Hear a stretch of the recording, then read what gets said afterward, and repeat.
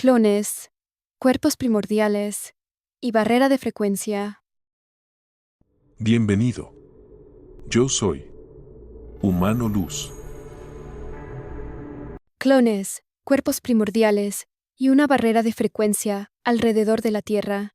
Hoy exploramos estos fascinantes misterios de la mano de Rodrigo Romo. Descubre cómo la energía se densifica en 3D y las posibles razones de la barrera que nos rodea. Si buscas expandir tu conciencia de la realidad universal, dale like, comparte y suscríbete. Déjanos tu comentario y no te pierdas el final para una comprensión más profunda. Además, encuentra los videos originales en portugués de Brasil. Acompáñanos en este despertar. Buenos días, amigos míos. Otra vez aquí, programa Confederación Intergaláctica Rodrigo Romo. Un video más para nuestra plataforma de estudios. Hoy hablaré sobre clones primordiales, cuerpo criogénico, estructuras corporales, el alma, todo para que entiendan cómo se forma esto. Bien, el espíritu originalmente viene de la mónada, o mejor dicho, del yo soy. La estructura original es así. La supramónada se forma en un nivel dimensional e inmaterial de energía humana. Podemos decir que se creó en 50D, 35D o 40D. Es difícil medirlo porque no todas las mónadas vibran en la misma frecuencia. Algunas más arriba, otras más abajo. ¿Entiendes? Y al intentar definir la dimensión y frecuencia para el parámetro físico humano, terrestre, no hay plan de comparación ni forma de tener un parámetro claro entre dimensiones. No tenemos esa correlación. Entonces hablamos de 30, 40, 50, 60D como un valor, ¿sabes? Para decir que está muy lejos, pero sin un parámetro específico en nuestra física cuántica. Bueno, el espíritu está dentro de la supramónada, la mónada del yo soy. El espíritu es la red neural que permite la inteligencia coexistencial compartida con la mónada, generando intercomunicación. Así, el espíritu es la esencia de estas estructuras. El alma es una parte del espíritu, ¿vale? Normalmente, espíritu y alma se despliegan usando una escala entre 10 y 20D. Es ahí donde se reasigna esta energía para ajustar programas y códigos, llamada Odo. Así, el alma contiene material morontial y humara. Entonces, ¿qué es exactamente el material humara? La energía humara, ni siquiera materia, existía antes del Big Bang, antes de Havona Shantari, hace más de 260.000 millones de eones. Cada eón son 100 millones de años terrestres, ¿vale? Esto es mucho más antiguo de lo que nuestra ciencia explica. La materia morontial es la interfaz entre energía humara, Big Bang y la densificación que origina materia oscura, energía oscura y materia bariónica. Estas tres estructuras, materia oscura, energía oscura y materia bariónica, más un cuarto componente, forman la materia morontial, ¿vale? El alma establece conexiones en estos cuatro reinos, estas estructuras de energía y materia, para irradiar y acceder al plano bariónico, el físico.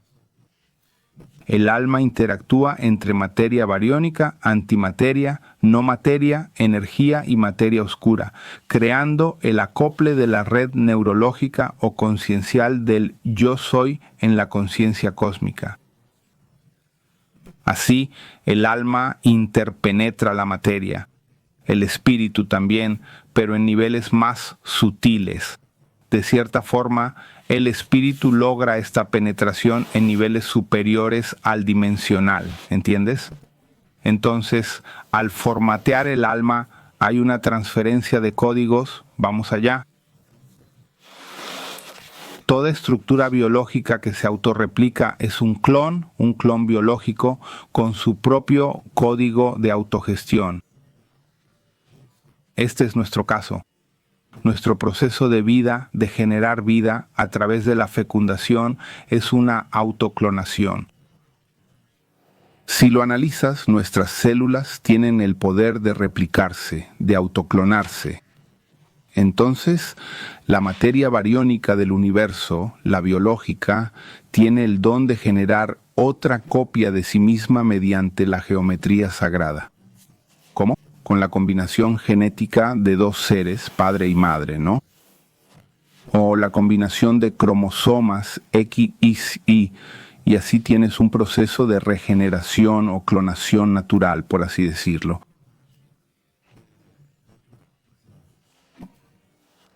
Cuando el alma se acopla a un cuerpo, transfiere la codificación inmaterial de códigos o rutinas sutiles. A estas rutinas sutiles las llamamos cuerpos. Los 32 cuerpos,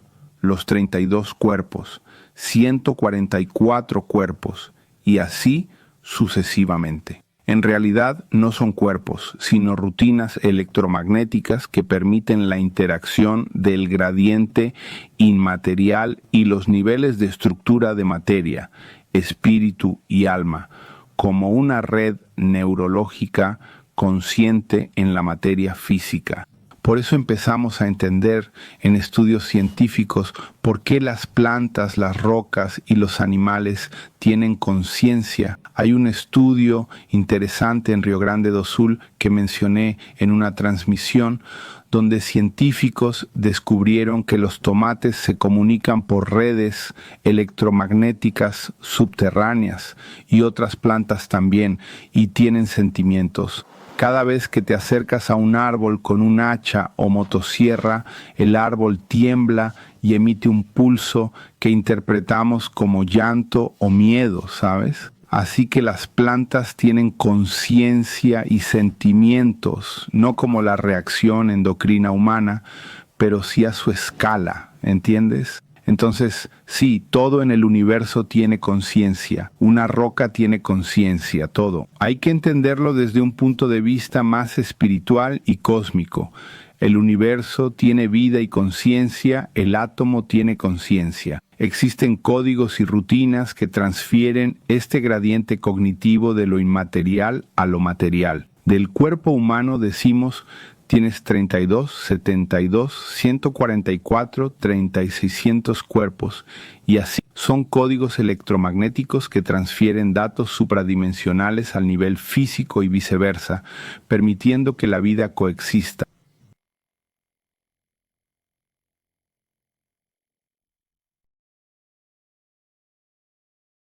El tema de hoy es la barrera de frecuencia, un tema polémico y complejo de abordar por la información y desinformación que existe sobre esta estructura, ¿vale? Bueno, hasta donde sé de la barrera de frecuencia, tiene 3 niveles distintos de capas o burbujas. La interna, ligada a los anillos de Van Allen, una más externa y otra totalmente externa que incluso rodea la Luna, ¿no? Entonces, el radio desde el núcleo hasta la capa externa más grande es de unos 830.000 kilómetros. Esto incluye a la Luna, que orbita entre 265.000 y 320.000 kilómetros, aunque las cifras varían según la fuente. El radio intermedio es de unos 450.000 kilómetros, y la Luna también está dentro de este. El radio interno es de unos 180.000 kilómetros, donde ya no está la Luna y rodea el polvo del campo magnético de los anillos de Van Allen. ¿Qué son los anillos de Van Allen? Se descubrió, no sé si por la Voyager o Keller, una sonda de la NASA, que la Tierra tiene anillos como Saturno, pero muy tenues, no densos.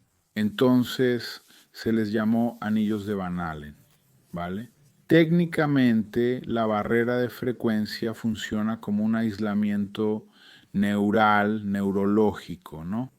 O sea, hay un punto importante. Algunos sitios españoles dicen que es imposible que satélites o naves salgan porque la barrera no lo permite. Eso es una tontería. La barrera de frecuencia no es un muro infranqueable, es una frecuencia electromagnética que restringe frecuencias externas, dejando la Tierra en cuarentena. Pero los vehículos físicos la atraviesan de un lado a otro, ¿entiendes? Entonces nuestras ondas telepáticas y psíquicas, la red neurológica entre alma y cuerpo, no pueden atravesar este aislamiento cognitivo, ¿vale?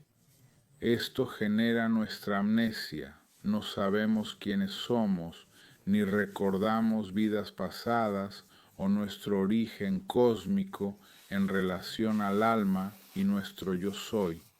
Así, la barrera de frecuencia es nuestra cuarentena, garantizando el aislamiento espiritual y neural de la humanidad en este planeta.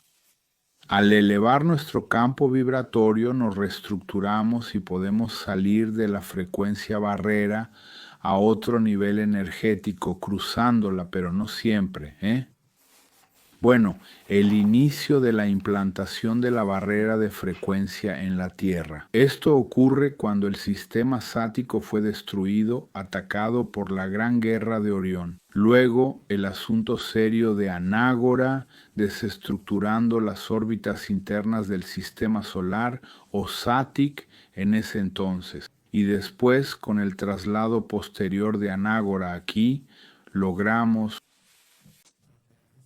Según la información Cúmara, la Tierra y Venus serían planetas de la órbita de Sirio transferidos hace 4.8 mil millones de años a nuestro sistema solar, ¿vale?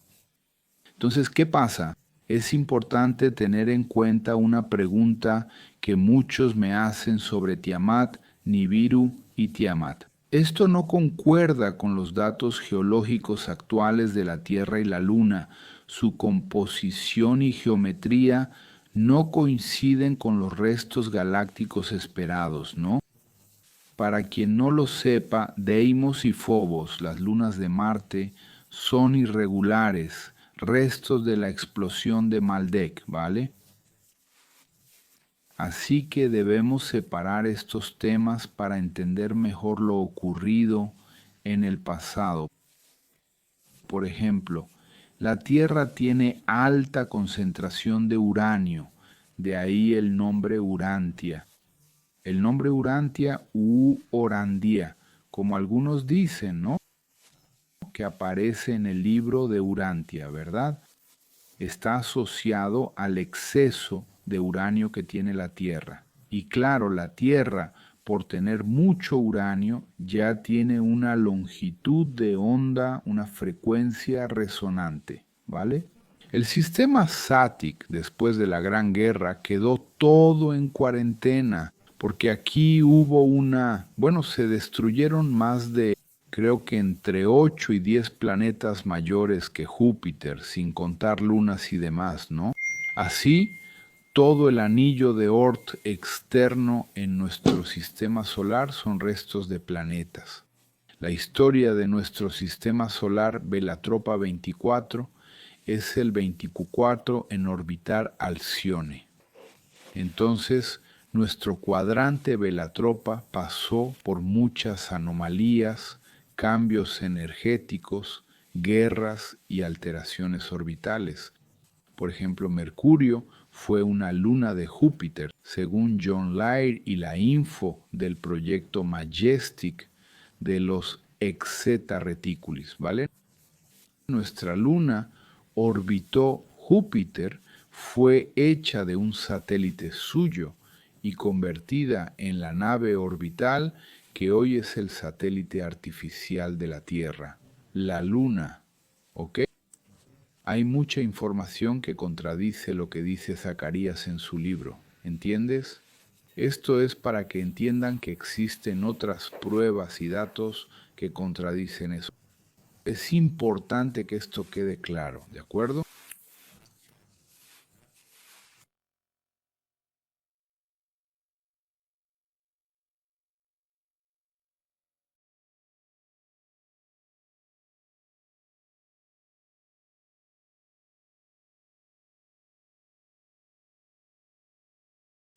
Bom dia, meus amigos. Mais uma vez aqui, programa Conversa Intergaláctica, Rodrigo Romo.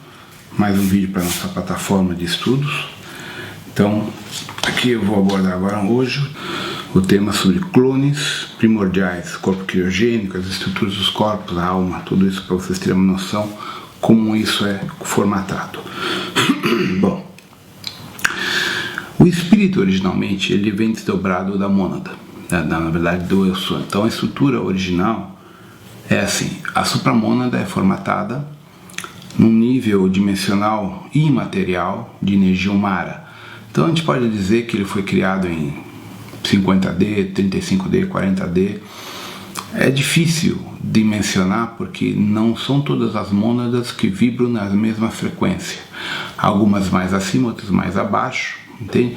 E tentar definir qual é a dimensão, qual é a frequência que isso é feito para o parâmetro humano terrestre físico, não tem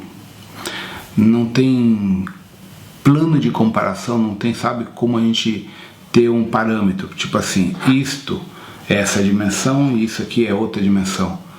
Mas a gente não tem essa correlação. Então, a gente fala 30, 40, 50, 60D como um valor, só para dizer que é bem longe, mas não há um parâmetro específico de comparação dentro da física quântica nossa. Bom, então o espírito ele está inserido dentro da supramônada, da mônada do eu sou. O espírito é a rede neural que permite a inteligência coexistencial da rede neural supramonádica que se compartilha com a mônada, com o eu sou, gerando assim a intercomunicação. Então o espírito é a essência de essas três estruturas. A alma é um pedaço do espírito, tá? Então normalmente o espírito e a alma se desdobram usando essa escala entre 10 a 20D. É ali que existe um remanejamento dessa energia para ajustar os programas e os códigos chamados superficialmente de Odu. Então a alma contém material morontial e umara. Aí vamos lá, o que é o material umara? A energia umara, não é nem matéria, né, mas a energia umara é o que existia antes da formação do Big Bang, antes da criação de Avona Shantar, há mais de 260 bilhões de anos atrás. Cada éon são 100 milhões de anos aproximados da Terra, da nossa atual escala temporal. Então daí vocês têm uma noção que isso é muito mais antigo do que a nossa ciência explica. A matéria morontial é a interface entre a energia umara, o Big Bang e a densificação que dá origem à matéria escura, energia escura e matéria bariônica. Essas três estruturas, matéria escura, energia escura e matéria bariônica, mais uma quarta componente, fazem estrutura do chamada matéria morontial, tá? Então, a alma ela estabelece conexões nesses quatro reinos, nessas quatro estruturas de energia e matéria, para poder se irradiar e ter acesso ao plano bariônico, ao plano físico. Então, a alma ela consegue interagir entre a matéria bariônica, a antimatéria, a não matéria, a energia escura e matéria escura, criando o acoplamento da rede neurológica, ou a rede consciencial do eu sou, das estruturas dentro daquilo que a gente chama de consciência cósmica. Então a alma ela interpenetra a matéria, o espírito também, sim, mas em níveis mais sutis. Então de certa forma o espírito consegue fazer essa penetração em níveis superiores a nível dimensional, tá? Então quando a alma é formatada, tá? Existe a transferência de códigos. Então vamos lá. Toda estrutura biológica que se autorreplica é um clone. um clone biológico, um clone que possui a sua codificação de autogestão. É o nosso caso. O nosso processo de vida, de geração de vida, né, através da fecundação, é uma autoclonagem. Se você analisar, as nossas células têm o poder de se replicarem, se autoclonam.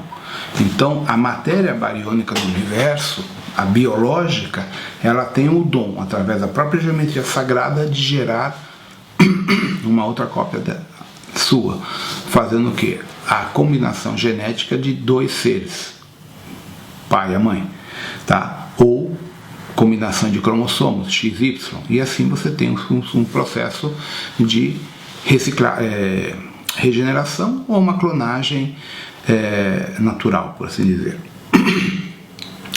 Então, quando a alma, tá, vai acoplar num corpo, ele já transfere a codificação imaterial de códigos, tá, ou rotinas sutis. As rotinas sutis a gente chama de corpos. Os 32 corpos, 72 corpos, 144 corpos, por aí vai.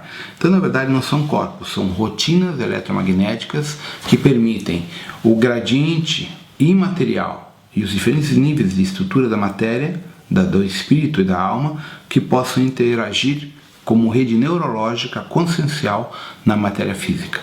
Daí que a gente começa a entender nos estudos científicos por que as plantas têm consciência, as rochas têm consciência, os animais têm consciência. Então, há um estudo muito interessante feito aqui no Rio Grande do Sul, que eu até comentei numa live, de que os cientistas descobriram que os tomates se comunicam por redes eletromagnéticas subterrâneas, entre eles e outras plantas também, e têm sentimentos. Toda vez que você chegar perto de uma árvore com um machado, uma serra elétrica, a árvore treme e emite um pulso que por nós é traduzido como choro, medo. Tá? Então as plantas têm consciência e têm sentimentos, não da mesma reação endócrina que os humanos, mas têm na escala deles. Tá? Então, tudo no universo tem consciência. Uma rocha tem consciência, tudo. Então a gente tem que entender isso do ponto de vista mais espiritualizado, mais cósmico, que o universo ele tem vida, o universo tem consciência, o átomo tem consciência. E existem códigos, rotinas de transferência desse gradiente cognitivo dos níveis imateriais para o nível material. No corpo humano, a gente fala, você tem 32 corpos, 72 corpos, 144 corpos, 3.600 corpos, por aí vai. São códigos, mas não são corpos, são códigos eletromagnéticos que permitem a transferência de um banco de dados supradimensional para o nível físico e, consequentemente, do nível físico para cima. A transmigração ou entrelaçamento de informações para que a vida possa coexistir.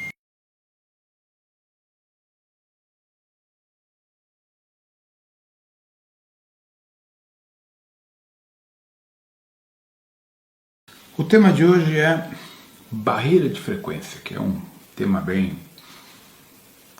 controverso e meio complicado de ser abordado por causa das tantas informações e desinformações que existem relativos a essa estrutura em si. Tá?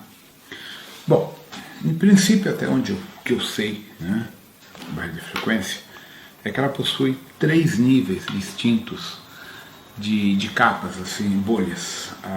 A interna, que está ligada aos anéis Van Halen, uma mais externa e uma totalmente externa que envolve a Lua, por sinal. Né?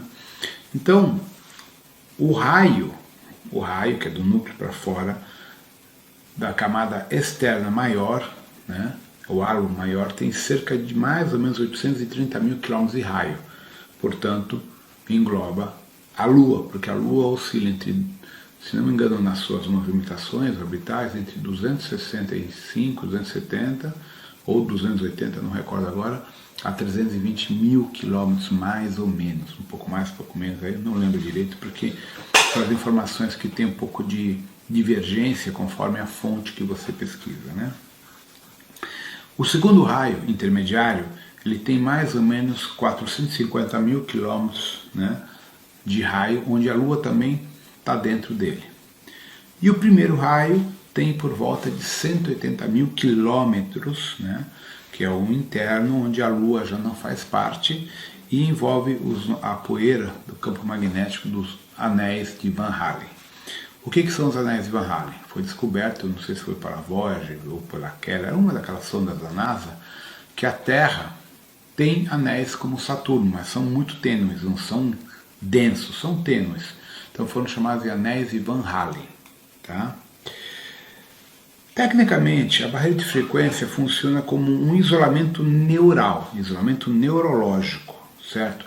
Ou seja, existe um aspecto importante, tem algumas pessoas aí, alguns sites de espanhóis, gente da Espanha, pelo que eu vi em castelhano, né? Eles dizem que é impossível que os satélites, nossas naves vão para fora porque a barreira não permite, isso é besteira. A barreira de frequência não é uma muralha intransponível, é uma frequência eletromagnética que restringe frequências externas do universo, deixando a Terra em quarentena. Mas veículos físicos atravessam de um lado para o outro. Tá? Então, as nossas ondas telepáticas, as nossas ondas taquiônicas, neurais, ondas psíquicas, né, da rede neurológica entre nossa alma e nosso corpo físico, né, a nossa parte cerebral, não conseguem atravessar esse isolamento cognitivo, né, gerando assim a nossa amnésia de nós não sabermos quem nós somos, não termos lembrança das encarnações anteriores, não termos lembrança da nossa origem cósmica em relação à alma e ao nosso eu sou. Então, a barreira de frequência, ela é a nossa quarentena, ela que garante e sustenta a quarentena de isolamento espiritual e neural da humanidade nesse planeta. Na medida que a gente vai se verticalizando, vai elevando o campo vibracional e energético, a gente acaba, obviamente, por se reestruturar energeticamente e conseguir sair da frequência da barreira de frequência e sair para um outro nível energético na qual a gente consegue realmente atravessar ela, mas não é sempre. Tá? Bom, o início da implantação da barreira de frequência na Terra. Isso acontece na época que o sistema Satik foi destruído, foi atacado pela Grande Guerra de Órion. Aí tivemos a questão muito séria da Anágora desestruturando todas as órbitas aqui internas do sistema solar, ou na época Satik, e depois, com a posterior transferência por Anágora para cá, da Terra e de Vênus, que supostamente nessa vertente de informações kumaras, a Terra e Vênus seriam planetas da órbita da estrela de Sírius que foram transferidos para cá por volta de 4,8 bilhões de anos para a órbita do nosso sistema solar. Tá? Então, o que acontece? Aqui é importante que a gente tenha uma questão em mente, que muitas pessoas me perguntam sobre Tiamat, Nibiru e Tiamat. Essa vertente não condiz com as informações geológicas que nós temos hoje entre a Terra e a Lua. Composição totalmente diferente, e a própria geometria da Lua não condiz com o que teria acontecido a nível de destroços galácticos, certo? Vocês acham, para quem não sabe, Deimos e Phobos, as luas de Marte, as duas luas são totalmente irregulares. São restos, detritos do que aconteceu da explosão de Maldek. Tá? Então, a gente tem que separar essas coisas para começar a ter uma noção mais clara do acontecido no passado. Então, por exemplo, a Terra, ela tem uma alta concentração de urânio, daí o nome que é dado de Urântia. O nome Urântia, ou Urântia, como algumas pessoas verbalizam, tá? Que consta do livro de Urântia, né? Está associado ao excesso de urânio que a Terra tem. E, naturalmente, a Terra, por ter muito urânio, ela já tem um comprimento de onda, uma frequência ressonante em relação a isso. Tá? O sistema Satik, tá, depois da Grande Guerra, ele ficou todo ele em quarentena. Porque aqui foi foram destruídos mais de, eu acho que foram entre 8, 9 ou 10 planetas maiores do que Júpiter, fora as luas e outras coisas. Né? Então, todo o anel externo de Oort que a gente tem no sistema solar, tá, são restos de planetas. Então, o histórico do nosso sistema solar, que hoje nós chamamos de sistema solar, né, que também é chamado de Sistema Solar Vela-Tropa 24, né, que é o 24º Sistema Solar a orbitar o sistema de Alcione, tá? Então um quadrante nosso Vela-Tropa, passou por muitas anomalias, muitas alterações energéticas, guerras, alterações orbitais de vários planetas. Por exemplo, nesse processo todo, Mercúrio já foi uma lua de Júpiter, entende? Segundo algumas vertentes aí de John Lehr, segundo as informações que ele tem decorrente da turma do projeto Majestic dos Zeta Reticulis, tá? A nossa lua já orbitou Júpiter e foi construída a partir de um satélite de Júpiter e foi escavada e convertida na nave orbital que hoje é o satélite artificial da Terra, chamada Lua, por nós. Tá? Então, há muitas informações que contradizem todas as informações do Zacarias no livro dele. Tá? Então, isso é só para vocês entenderem, tá? Que existem outras provas, outros dados que vão contra aquilo ali. Então, isso é importante, que tem que ficar marcado aí, certo?